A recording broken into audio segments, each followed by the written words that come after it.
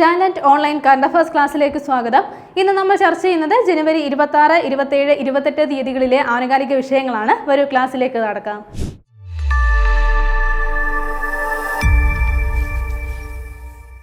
Degree level എക്സാമുകൾക്ക് വേണ്ടി prepare ചെയ്യുന്നവർക്കായി നിരവധി അവസരങ്ങളാണ് 2026 അപ്പോൾ ഈ ഒരു എക്സാമുകൾ നിങ്ങൾക്ക് വളരെ എളുപ്പത്തിൽ ക്രാക്ക് ചെയ്യാൻ വേണ്ടിയിട്ട് ടാലന്റ് അക്കാദമിയുടെ ഡിഗ്രി ലെവൽ റെക്കോർഡ് ക്ലാസ്സസ് ഇപ്പോൾ അവൈലബിൾ ആണ്. അപ്പോൾ ഈ ഒരു ക്ലാസ്സിൽ നിങ്ങൾക്ക് ഫുൾ സിലബസ് കവറേജ് ആണ് വരുന്നത്. അതുമാത്രമല്ല 400-ലധികം മണിക്കൂറുകൾ ഉൾപ്പെടുന്ന ഒരു ക്ലാസ് ആണിത്.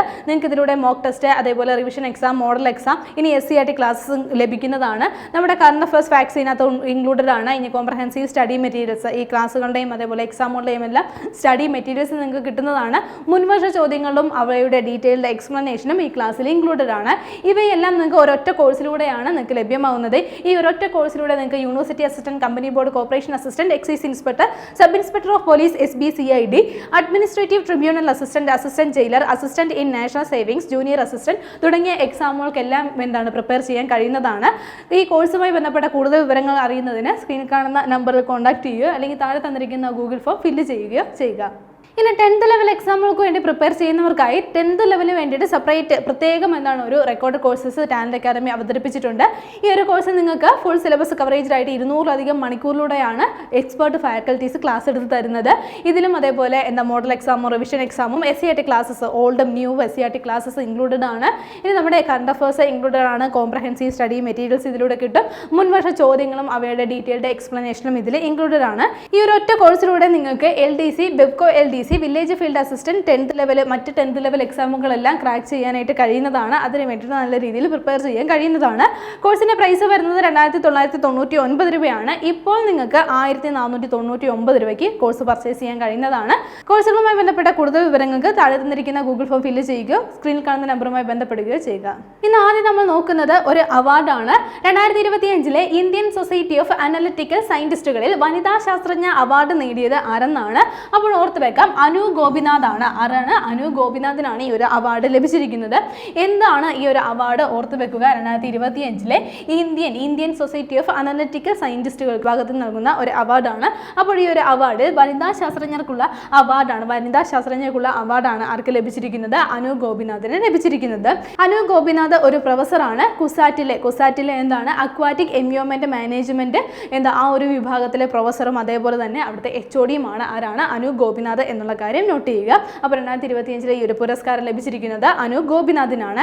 ഇനി നമുക്ക് ഈ ഒരു അടുത്ത് വന്നിട്ടുള്ള ഒരു അവാർഡായിരുന്നു പത്മ അവാർഡ്സ്. 2026 പത്മ അവാർഡ്സ് പ്രഖ്യാപിച്ചിട്ടുണ്ട്.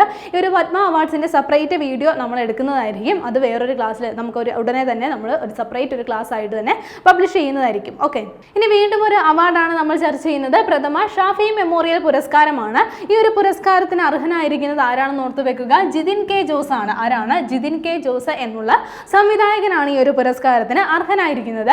ഏത് പുരസ്കാരമാണ്? പ്രഥമ ഷാഫി മെമ്മോറിയൽ പുരസ്കാരമാണ്. അപ്പോൾ അന്തരിച്ച സംവിധായകൻ ഷാഫി, അദ്ദേഹത്തോടുള്ള സ്മരണാർത്ഥം ഷാഫി ട്രസ്റ്റ് ഏർപ്പെടുത്തിയിട്ടുള്ള ഒരു പുരസ്കാരമാണ്. അപ്പോൾ ഈ ഒരു പുരസ്കാരം എല്ലാ വർഷവും നൽകാൻ ഉദ്ദേശിക്കുന്നത് മലയാള ചലച്ചിത്ര സിനിമയിലെ ഏറ്റവും മികച്ച നവാഗത സംവിധായകനാണ് ഈ ഒരു പുരസ്കാരം നൽകുന്നത്. അപ്പോൾ ഇത്തരത്തിൽ ഏർപ്പെടുത്തിയിട്ടുള്ള ഈ ഒരു പുരസ്കാരത്തിന്റെ ആദ്യത്തെ പുരസ്കാരം, പ്രഥമ പുരസ്കാരത്തിന് അർഹനായിരിക്കുന്നത് ആരാണ്? ജിതിൻ K. ജോസ് ആണ്. അപ്പോൾ അടുത്തിടെ ഇറങ്ങിയ കളങ്കാവൽ എന്നുള്ള ചിത്രത്തിന്റെ സംവിധായകൻ കൂടിയാണ് ജിതിൻ K. ജോസ് എന്നുള്ള കാര്യം ഒന്ന് നോട്ട് ചെയ്യുക. ഇനി ഒരു പുരസ്കാരത്തിന്റെ സമ്മാനത്തുക എത്രയാണ്? 50,000 രൂപയാണ്. എത്രയാണ്? 50,000 രൂപയാണ് ഈ ഒരു പുരസ്കാരത്തിന്റെ സമ്മാനത്തുക എന്നുള്ള കാര്യം കൂടി ഒന്ന് നോട്ട് ചെയ്യുക. ഇനി ഒരു പദ്ധതിയാണ് നമ്മൾ ചർച്ച ചെയ്യുന്നത്. പദ്ധതി ഇതാണ്, സ്നേഹം. എന്താണ്? സ്നേഹം എന്നുള്ള പദ്ധതിയാണ്. എന്തിനു വേണ്ടിയിട്ടുള്ള പദ്ധതിയാണ് സ്നേഹം? കുട്ടികളുടെ മാനസിക സുസ്ഥിതിക്കും അതേപോലെ പഠന പുരോഗതിക്കുമായിട്ട് പൊതുവിദ്യാഭ്യാസ വകുപ്പ് ആരംഭിക്കുന്ന പദ്ധതിയാണ്. അപ്പോൾ ഈ പദ്ധതിയുടെ പേരെന്താണെന്ന് ഓർത്തു വെക്കുക, സ്നേഹം എന്നുള്ള പദ്ധതിയാണ്. പദ്ധതി എന്തിനു വേണ്ടിയിട്ടാണ്? കുട്ടികളുടെ മാനസിക നില മാനസിക അവസ്ഥയൊക്കെ കുറച്ച് സന്തോഷകരമാക്കുക, അല്ലെങ്കിൽ അവയൊക്കെ മെച്ചപ്പെടുത്തുക, അതിലൂടെ അവർക്ക് പഠനത്തിന് കൂടുതൽ മികവ് ഉണ്ടാക്കുക എന്നുള്ള ലക്ഷ്യത്തോടു കൂടി ആരംഭിക്കുന്ന ആരംഭിക്കുന്ന പദ്ധതിയാണ്. ഇനി ഒരു പദ്ധതി ആരംഭിക്കുന്നത് ഏത് വകുപ്പാണെന്ന് ഓർത്തു വെക്കുക, പൊതുവിദ്യാഭ്യാസ വകുപ്പാണ്. എന്താണ്? പൊതുവിദ്യാഭ്യാസ വകുപ്പാണ് ഈ ഒരു പദ്ധതി ആരംഭിക്കുന്നത്.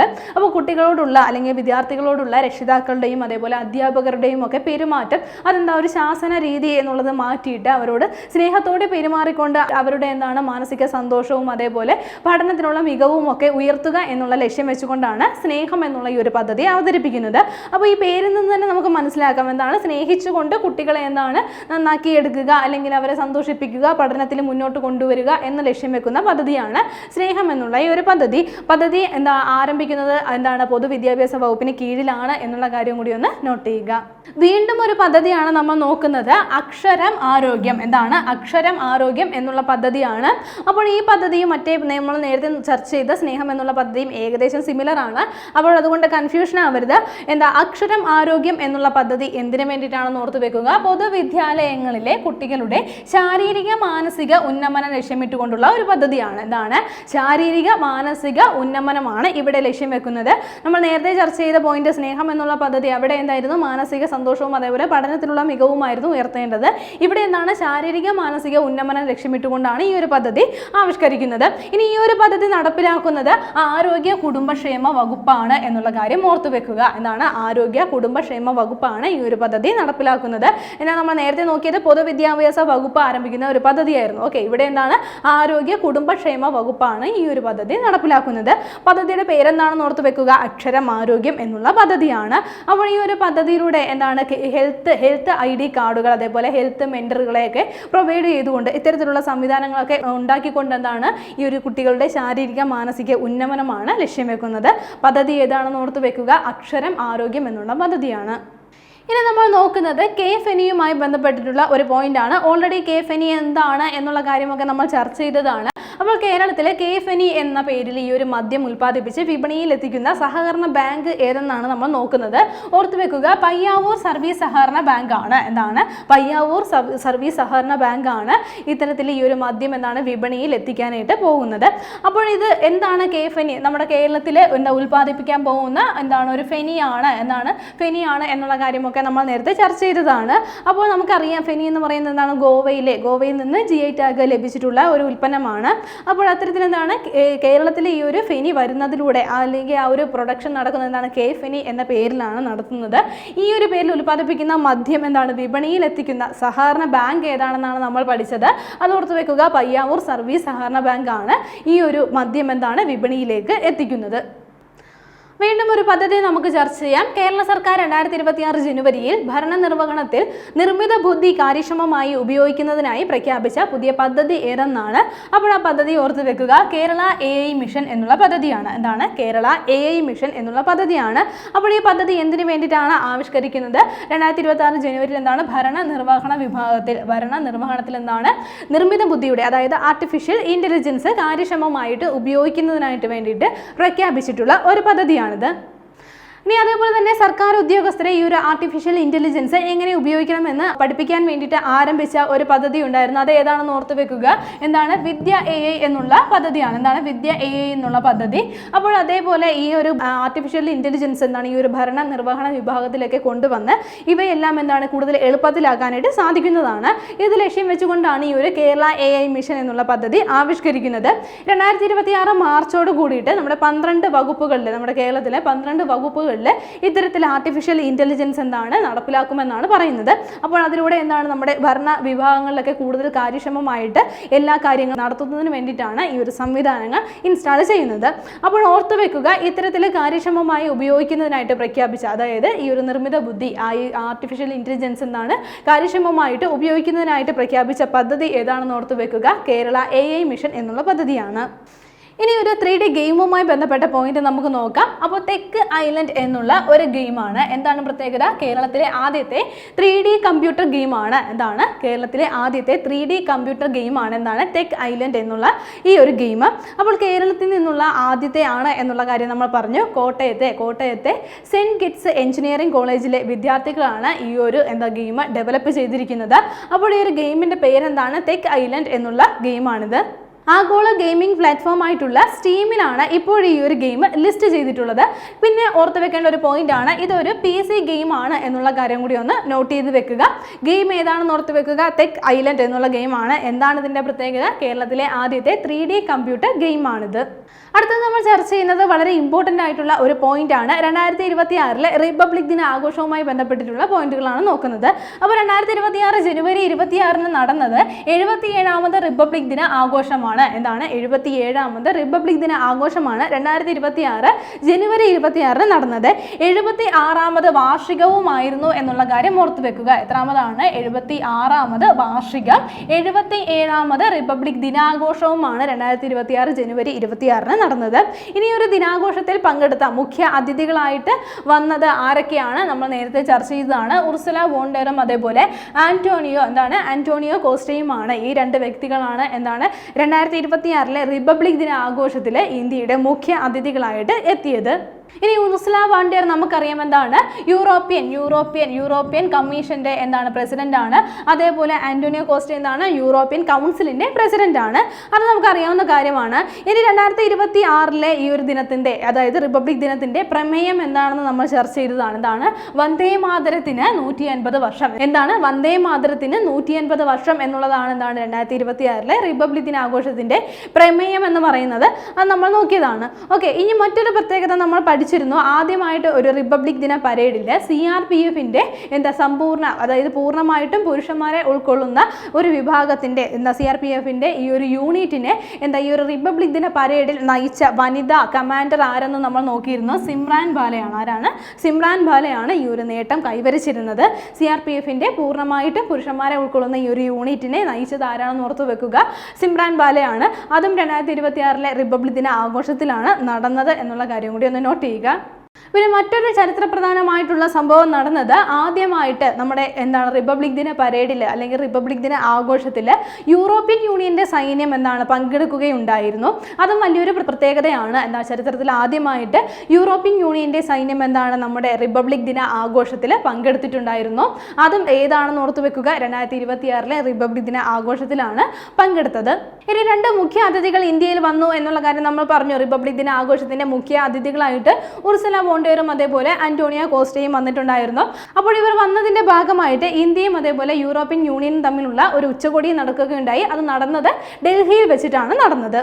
അപ്പോൾ നമ്മൾ പറഞ്ഞു 2026 ഈ ഒരു റിപ്പബ്ലിക് ദിനത്തിന്റെ പ്രമേയം എന്താണെന്ന് നമ്മൾ പറഞ്ഞിരുന്നു. അതെന്തായിരുന്നു? വന്ദേ മാതരത്തിന് 150 വർഷം എന്നുള്ളത് ആസ്പദമാക്കിയിട്ടായിരുന്നു. അപ്പോൾ ഇത്തരത്തിൽ കുറേ കാര്യങ്ങൾ റിലേറ്റ് ചെയ്തുകൊണ്ട് സാംസ്കാരിക മന്ത്രാലയം 2026 ജനുവരിയിൽ നടന്നിട്ടുള്ള ഈ ഒരു റിപ്പബ്ലിക് ദിന പരേഡിൽ സംഗീത പരിപാടികളൊക്കെ കാഴ്ചവെച്ചിട്ടുണ്ടായിരുന്നു. അപ്പോൾ ഈ ഒരു പരിപാടിക്ക് സംഗീതം നൽകിയതാരാണ്? അത് MM കീരവാണിയാണ്. ആരാണ്? MM കീരവാണിയാണ് ഈ ഒരു പരിപാടികൾക്ക് ഈ ഒരു സംഗീത പരിപാടികൾക്ക് സംഗീതം നൽകിയത്. ഓക്കെ, ആ പോയിന്റ് കൂടി ഒന്ന് നോട്ട് ചെയ്ത് വെക്കുക. ഇനി നമ്മൾ നോക്കുന്നത് കുറച്ച് തീമുകളാണ്. അതായത് അതിൽ ഏറ്റവും പ്രധാനമാണ് കേരളത്തിന്റെ ടാബ്ലോയുടെ തീം എന്ന് പറയുന്നത്. പ്രമേയം എന്താണെന്ന് നമ്മൾ പ്രത്യേകം പഠിച്ചു വെക്കണം. കേരളത്തിൽ നിന്ന് കേരളത്തിന് ഈ ഒരു വർഷം പരേഡിൽ പങ്കെടുക്കാനായിട്ട് പറ്റിയിട്ടുണ്ടായിരുന്നു. അപ്പോൾ ആ ഒരു ടാബ്ലോയുടെ എന്തൊക്കെയായിരുന്നു പ്രമേയങ്ങൾ, അത് ഇതിൽ എന്തൊക്കെയാണ് ഉൾക്കൊള്ളിച്ചത് എന്നുള്ള കാര്യം പ്രത്യേകം നോട്ട് ചെയ്യുക. അതിൽ ഏറ്റവും ഇമ്പോർട്ടൻ്റ് ആണ് നമ്മുടെ സംസ്ഥാനത്തിന്റെ 100% ഡിജിറ്റൽ സാക്ഷരതയുടെ ബ്രാൻഡ് അംബാസഡറായ സരസ്വ അമ്മ. സരസ്വ അമ്മ. അപ്പോൾ ഈ ഒരു സരസ്വ അമ്മയെ കേന്ദ്ര കഥാപാത്രമാക്കിക്കൊണ്ടായിരുന്നു പ്രമേയം ഉണ്ടായിരുന്നത്. അപ്പോൾ ഈ ഒരു സരസ്വ അമ്മ റെപ്രസെന്റ് ചെയ്യുന്നത് എന്താണെന്ന് നോട്ട് ചെയ്ത് വെക്കുക. നമ്മുടെ സംസ്ഥാനത്തിന്റെ, കേരളത്തിന്റെ 100% ഡിജിറ്റൽ സാക്ഷരത റെപ്രസെന്റ് ചെയ്തുകൊണ്ടാണ് ഇതിന്റെ ബ്രാൻഡ് അംബാസഡറായ സരസ്വ അമ്മ അതിൽ തീമായിട്ട് വന്നത്. ഇനി നമ്മുടെ മറ്റൊരു ഡെവലപ്മെന്റ് ആയിരുന്നു Kochi water metro. Kochi water metro, അതും ഉണ്ടായിരുന്നു കേരളത്തിന്റെ ടാബ്ലോയിൽ. ഇനി മറ്റുള്ളവ എന്തൊക്കെയായിരുന്നു സവിശേഷമായ, നമ്മുടെ കേരളത്തിന്റെ സവിശേഷമായ സുഗന്ധവ്യഞ്ജനങ്ങളും ഇനി കാർഷിക ഉൽപ്പന്നങ്ങളും ഗ്രാമീണ സൗന്ദര്യവും ഇതോടൊപ്പം അവതരിപ്പിച്ചു എന്നുള്ള കാര്യം കൂടി ഒന്ന് നോട്ട് ചെയ്യുക. ഓക്കെ, അപ്പോൾ എന്താണ് പ്രധാന വിഷയങ്ങൾ? കേരളത്തിൽ നിന്നുള്ള ടാബ്ലോയുടെ പ്രധാന വിഷയങ്ങൾ ഉൾപ്പെടുന്നത് ഏതൊക്കെയായിരുന്നു? ഡിജിറ്റൽ സാക്ഷരത, അത് റെപ്രസെന്റ് ചെയ്യുന്ന ഡിജിറ്റൽ സാക്ഷരതയുടെ, അതായത് 100% ഡിജിറ്റൽ സാക്ഷരതയുടെ ബ്രാൻഡ് അംബാസഡറായ സരസ്വ അമ്മ കേന്ദ്ര കഥാപാത്രമായിരുന്നു. ഇനി കൊച്ചി മെട്രോ, അതായത് കേരളത്തിന്റെ ഡെവലപ്മെന്റ് റെപ്രസെന്റ് ചെയ്തുകൊണ്ട് കൊച്ചി മെട്രോ ഉണ്ടായിരുന്നു. ഇനി അതേപോലെ മറ്റ് സവിശേഷതകളായിട്ടുള്ള സുഗന്ധവ്യഞ്ജനങ്ങളും കാർഷിക ഉൽപ്പന്നങ്ങളും ഗ്രാമീണ സൗന്ദര്യവും എല്ലാം ഈ ഒരു ടാബ്ലോയിൽ, കേരളത്തിന്റെ ടാബ്ലോയിൽ ഇൻക്ലൂഡ് ആയിരുന്നു. ഇനി അതേപോലെ തന്നെ നമ്മുടെ ഊർജ്ജ മന്ത്രാലയത്തിൻ്റെ ടാബ്ലോയിൽ റെപ്രസെൻറ്റ് ചെയ്ത് വന്നത് എന്താണ്? പ്രകാശഗംഗ എന്നുള്ള ഒരു തീമിനെ അടിസ്ഥാനമാക്കിയിട്ടാണ്. എന്താണ്? പ്രകാശഗംഗ എന്നുള്ള തീമിനെ അടിസ്ഥാനമാക്കിയിട്ടാണ്. അതായത് നമ്മുടെ രാജ്യത്തെ തടസ്സമില്ലാത്ത വൈദ്യുത പ്രവാഹത്തെ റെപ്രസെൻറ്റ് ചെയ്തുകൊണ്ട് പ്രകാശ നദി എന്ന അർത്ഥം വരുന്ന പ്രകാശഗംഗയാണ് എന്താണ്? ഊർജ്ജ മന്ത്രാലയത്തിൻ്റെ ടാബ്ലോയിൽ തീമായിട്ട് വന്നത്. ഇനി നമ്മുടെ ഓപ്പറേഷൻ സിന്ദൂർ എന്തായാലും ഉണ്ടാകുമെന്ന് നമ്മൾ പ്രതീക്ഷിച്ചിരുന്നതാണ്. അപ്പോൾ ഓപ്പറേഷൻ സിന്ദൂറും ഉണ്ടായിരുന്നു. നമ്മുടെ രാജ്യത്തിൻ്റെ പ്രതിരോധ സേനയുടെ അതായത് 3 വിഭാഗങ്ങളിൽ നിന്നും, അതായത് ആർമി ആയിക്കോട്ടെ, അതേപോലെ നേവി ആയിക്കോട്ടെ, ഇനി എയർഫോഴ്സ് ആയിക്കോട്ടെ, നമ്മുടെ പ്രതിരോധ സേനയുടെ ഒരു തീമിൽ ടാബ്ലോയിൽ തീമായിട്ട് വന്നത് എന്തായിരുന്നു? ഓപ്പറേഷൻ സിന്ദൂർ ആയിരുന്നു. അതുകൂടി ഒന്ന് പ്രത്യേകം നോട്ട് ചെയ്യുക. ഇനി നമ്മുടെ നാവികസേനയുടെ റിപ്പബ്ലിക് ദിന പരേഡിൻ്റെ ഭാഗമായിട്ട് വന്നത് നമ്മൾ നേരത്തെ പഠിച്ചിട്ടുള്ളതാണ്. നമ്മുടെ തുന്നിച്ചേർത്ത കപ്പൽ എന്നറിയപ്പെടുന്ന INSV കൗഡിന്യ, അതേപോലെ INS വിക്രാന്ത്, INS ഉദയഗിരി, ഇവയൊക്കെ എന്താണ് ഈ ഒരു നേവിയുടെ ടാബ്ലോയുടെ ഭാഗമായിട്ടുണ്ടായിരുന്നു, ആ ഒരു പരേഡിൻ്റെ ഭാഗമായിട്ടുണ്ടായിരുന്നു. അപ്പോൾ ഇത്രയും പോയിന്റുകൾ വളരെ പ്രധാനപ്പെട്ടതാണ്. അതെന്തായാലും നല്ലതുപോലെ ഒന്ന് പഠിച്ചു വെക്കുക. അപ്പോൾ എന്താണ് നമ്മൾ ചർച്ച ചെയ്തത്? 77ാമത് റിപ്പബ്ലിക് ദിന ആഘോഷവുമായി ബന്ധപ്പെട്ടിട്ടുള്ള പോയിന്റുകളാണ്. എന്നാൽ ഇത്രയും പോയിന്റുകൾ നല്ല രീതിയിൽ പഠിച്ചു വെക്കുക. ഇനി നമ്മൾ നോക്കുന്നത് നമ്മുടെ ഇന്ത്യയിൽ ആരംഭിക്കാൻ പോകുന്ന ഒരു സൂചിക അല്ലെങ്കിൽ ഒരു ഇൻഡെക്സ് ആണ്. എന്താണെന്ന് ഓർത്ത് വെക്കുക. ദേശീയ നിയമനിർമ്മാണ സൂചികയാണ്. എന്താണ്? ദേശീയ നിയമനിർമ്മാണ സൂചികയാണ് ആരംഭിക്കാനായിട്ട് പോകുന്നത്. നാഷണൽ ലെജിസ്ലേറ്റീവ് ഇൻഡെക്സ് ആണ് ആരംഭിക്കാനായിട്ട് പോകുന്നത്. എന്തിനു വേണ്ടിയിട്ടാണെന്ന് ഓർത്ത് വെക്കാം. നിയമനിർമ്മാണ സ്ഥാപനങ്ങളുടെ പ്രകടനത്തെ വിലയിരുത്തുന്നതിനും താരതമ്യം ചെയ്യുന്നതിനുമായിട്ടാണ് ഇത്തരത്തിലൊരു സൂചിക സൃഷ്ടിക്കുന്നത്. അപ്പോൾ ഈ ഒരു സൂചിക നിർമ്മിക്കുന്നതിന് വേണ്ടിയിട്ടുള്ള പ്രക്രിയകളൊക്കെ ആരംഭിച്ചിരിക്കുകയാണ്. അപ്പോൾ ആ സൂചിക ഏതാണ്? ദേശീയ നിയമനിർമ്മാണ സൂചികയാണ്. എന്തിനു വേണ്ടിയിട്ടാണെന്ന് നമ്മൾ പറഞ്ഞു. നമ്മുടെ നിയമനിർമ്മാണ സ്ഥാപനങ്ങളുടെയൊക്കെ പ്രകടനം എങ്ങനെയുണ്ട്, അവയൊക്കെ കറക്റ്റായിട്ട് പോകുന്നുണ്ടോ, അല്ലെങ്കിൽ അവരുടെ ഡെവലപ്മെൻറ്റ് എങ്ങനെയുണ്ട് എന്നുള്ള കാര്യങ്ങളൊക്കെ വിലയിരുത്തുന്നതിന് വേണ്ടിയിട്ടാണ് ഈ ഒരു സൂചിക നടപ്പിലാക്കുന്നത്. ഇനി ഒരു സൂചികയുമായി ബന്ധപ്പെട്ടിട്ടുള്ള പ്രമേയം പാസ്സാക്കിയത് 86ാമത് അഖിലേന്ത്യ പ്രിസൈഡിംഗ് ഓഫീസർമാരുടെ സമ്മേളനം നടന്നിരുന്നു. അപ്പോൾ ആ ഒരു സമ്മേളനത്തിൽ വെച്ചിട്ടാണ് ഈ ഒരു സൂചിക, ഇത്തരത്തിലൊരു ദേശീയ നിയമനിർമ്മാണ സൂചിക ആരംഭിക്കാം, ഈ ഒരു സംവിധാനം ആരംഭിക്കാം എന്നുള്ള നിയമം പാസ്സാക്കിയത്. ഇത്തരത്തിലൊരു സൂചിക ആരംഭിക്കാമെന്നുള്ള പ്രമേയം പാസ്സാക്കിയത്. ഇനി നമ്മൾ ചർച്ച ചെയ്യുന്ന പോയിന്റ് ഇതാണ്. 2026 ജനുവരിയിൽ കാട്ടുതീ പടർന്ന പാൻഗോലാഘ വന്യജീവി സങ്കേതം സ്ഥിതി ചെയ്യുന്ന സംസ്ഥാനം ഏതെന്നാണ്? ഓർത്തു വെക്കാം, സിക്കിമിലാണ് എന്താണ് ഈ ഒരു വന്യജീവി സങ്കേതം സ്ഥിതി ചെയ്യുന്നത്. എന്താണ്? പാൻഗോലാഘ വന്യജീവി സങ്കേതമാണ്. അപ്പോൾ ഇവിടെ എന്താണ് സംഭവിച്ചിരിക്കുന്നത്? ഇവിടെ കാട്ടുതീ പടർന്നിരിക്കുകയാണ്.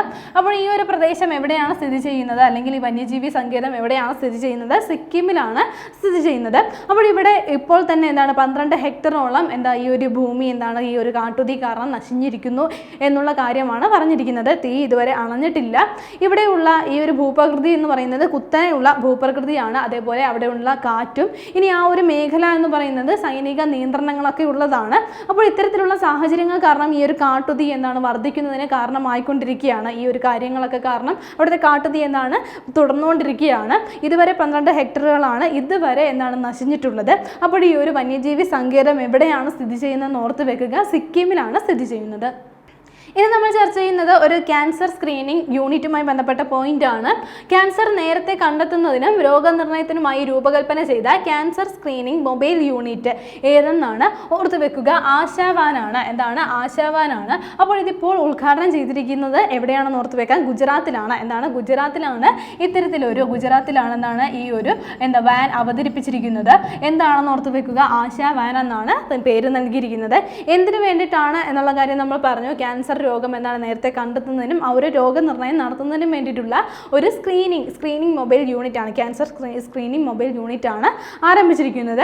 ഗുജറാത്തിലാണ് ആരംഭിച്ചിരിക്കുന്നത്. അപ്പോൾ ഇതിൽ മാമോഗ്രാഫിയും അതേപോലെ മൊബൈൽ കൺസൾട്ടേഷനും ഒക്കെ പ്രൊവൈഡ് ചെയ്തുകൊണ്ടാണ്.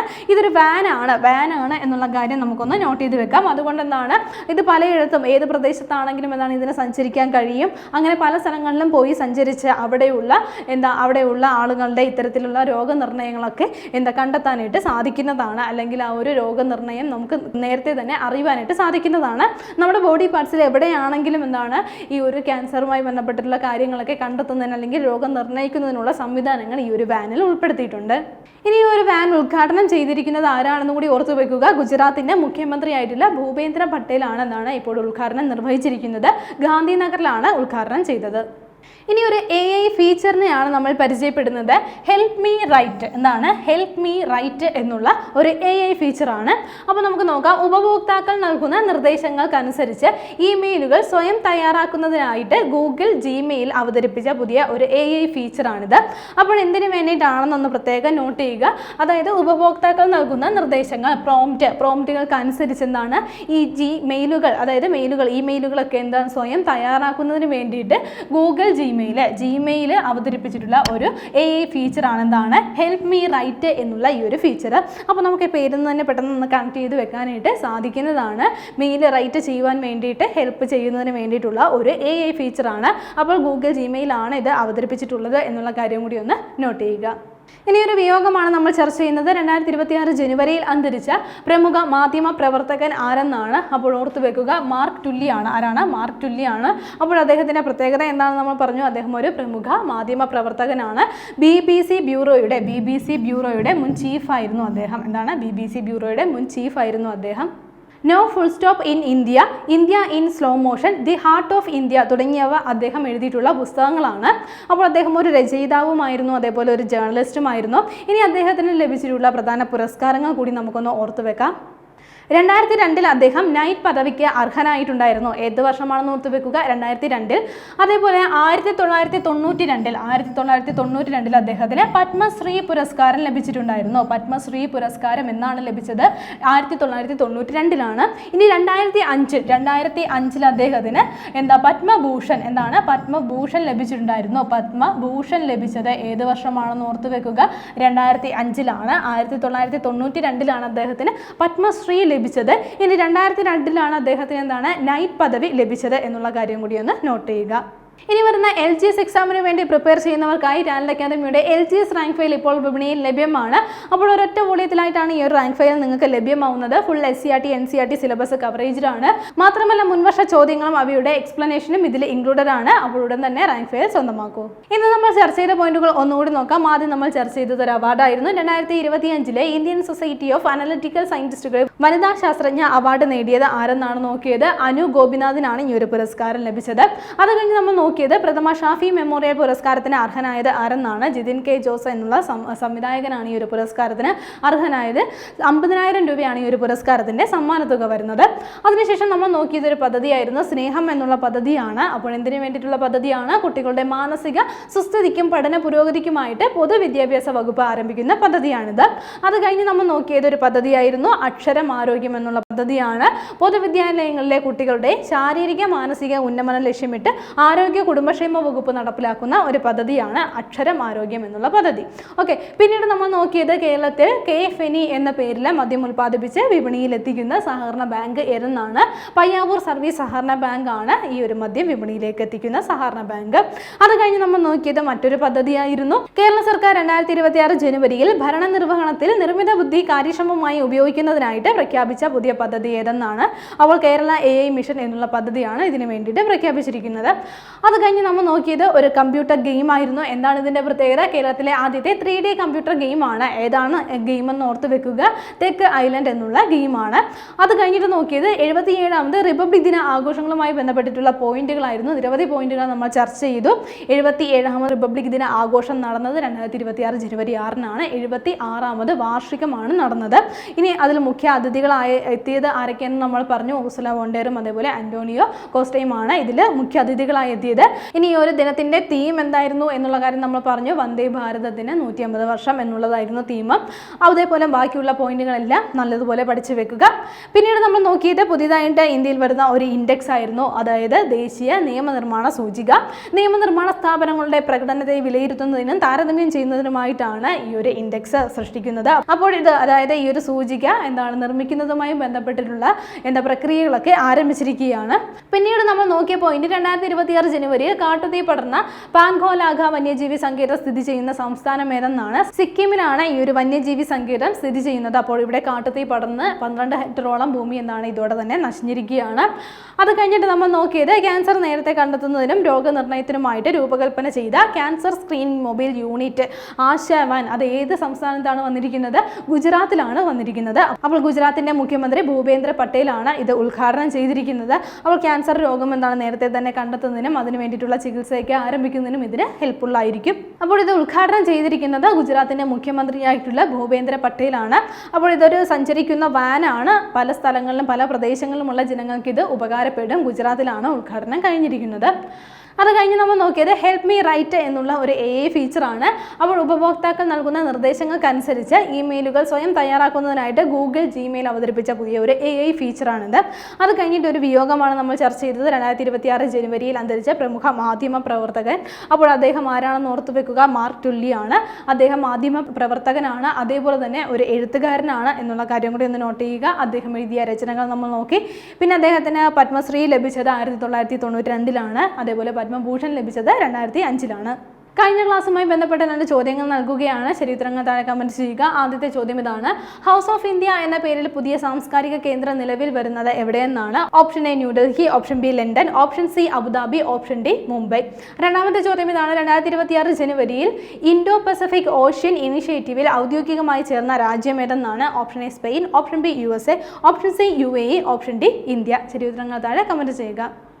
കഴിഞ്ഞ ക്ലാസ്സിൽ നൽകിയിരുന്ന ചോദ്യങ്ങളുടെ ഉത്തരങ്ങൾ ചർച്ച ചെയ്യാം. ആദ്യത്തെ ചോദ്യം ഇതായിരുന്നു: ഗുജറാത്തിന് ശേഷം ഡിസ്റ്റർബ്ഡ് ഏരിയ ആക്ട് നടപ്പിലാക്കാൻ തീരുമാനിച്ച സംസ്ഥാനം ഏതെന്നായിരുന്നു ചോദ്യം. ശരിയുത്തരം ഏതാണ്? ഓപ്ഷൻ ബി ആണ്, രാജസ്ഥാനാണ്. രണ്ടാമത്തെ ചോദ്യം ഇതായിരുന്നു: അന്താരാഷ്ട്ര വനിതാ ബാഡ്മിന്റൺ സിംഗിൾസിൽ 500 വിജയം പൂർത്തിയാക്കിയ ആദ്യ ഇന്ത്യൻ താരം ആരെന്നായിരുന്നു? ശരിയുത്തരം ഓപ്ഷൻ സി ആണ്, PV സിന്ധു ആണ് ഈ ഒരു നേട്ടത്തിന് അർഹയായ ആദ്യ ഇന്ത്യൻ താരം. ഇനി നമ്മൾ ചർച്ച ചെയ്ത പോയിന്റുകൾ നിങ്ങൾക്ക് എല്ലാവർക്കും മനസ്സിലായി കാണുമെന്ന് വിശ്വസിക്കുന്നു. നന്നായി പഠിക്കുക, നന്നായി മുന്നേറുക. മറ്റൊരു ക്ലാസ്സുമായി വീണ്ടും കാണാം.